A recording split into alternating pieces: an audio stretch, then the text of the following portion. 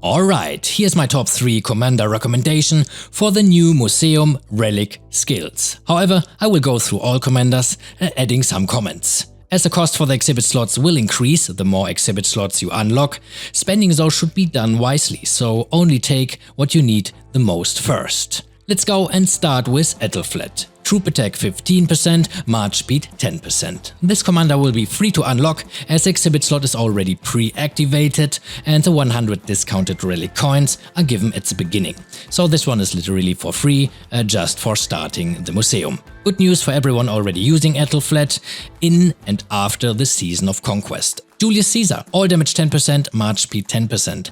By experience, nearly no one is using Caesar, and I have a doubt this buff is going to deliver enough to change this circumstance. Frederick I, troop attack 25%, nice, skill damage reduction 10%. Now that's something. Frederick has a really high skill damage going on already with 3 seconds of 800 damage factor, that's 2400 damage factor in total. However, he was in lack of defense. With a relic buff he may be worth a test, but I doubt the 10% skill damage reduction will be enough. He's great as a secondary behind a tanky commander, but only for single target, so it needs to be tested. But in general, a really nice buff. YSG, archer defense 10%, skill damage 3%. Good news for those already using YSG, however my advice is to only go for him if you are using him with archers.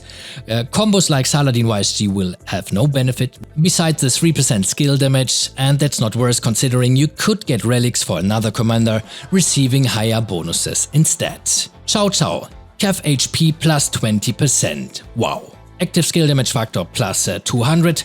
CC is getting a really nice upgrade to his tankiness. With HP being the best stat compared to defense and attack, CC will have the tankiness to make his way back to open field, even in Season of Conquest. Still, he should only be used secondary, of course. But CC was good being paired with commanders like Xiang or Khan before, and now he even has higher value, removing some of this squishiness. A really nice buff.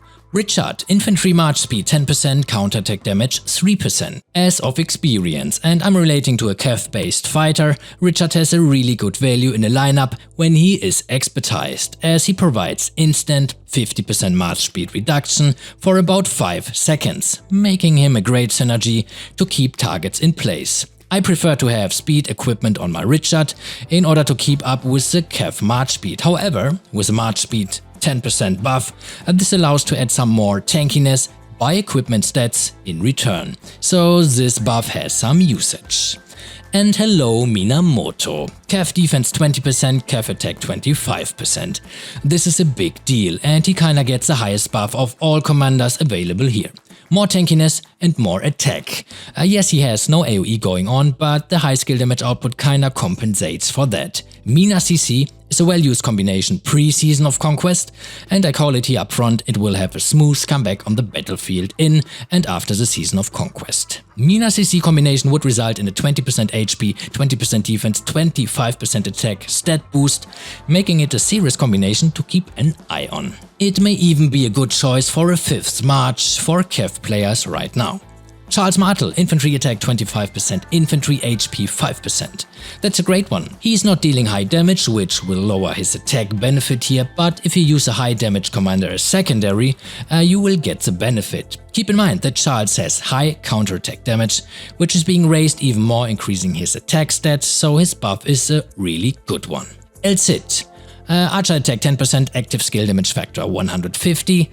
I cannot advise to put any sculptures in El Cid, as he is not delivering for my taste, and this won't change even with the given buff here. I better save those sculptures and get a commander which has more punch on the battlefield. A better investment. Hannibal Barca, troop attack 25%, normal attack damage reduction 5%.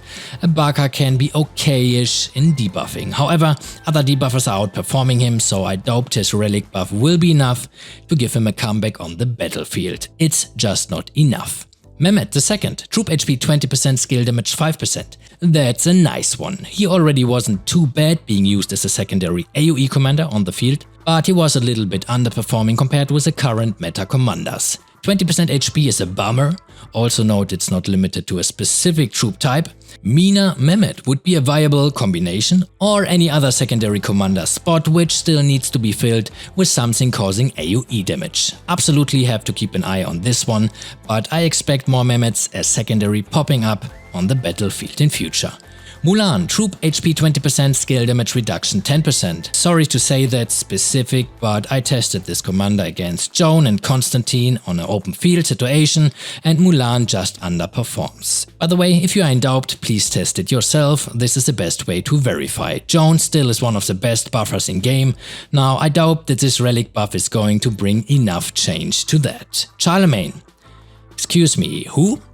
Ragnar Lodbrok, troop defense 20%, normal attack damage reduction 10%.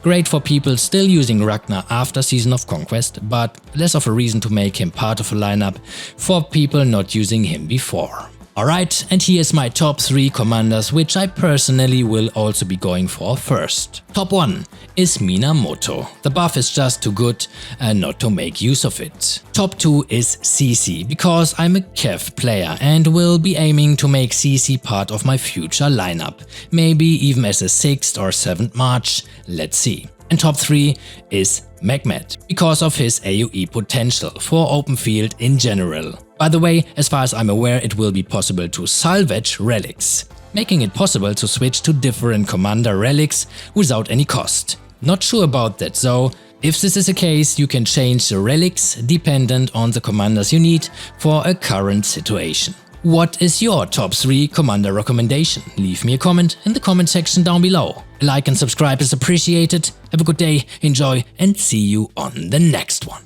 By the way, if you want to see more of those reports, make sure to join Discord, they being posted up there. Really nice combinations being found.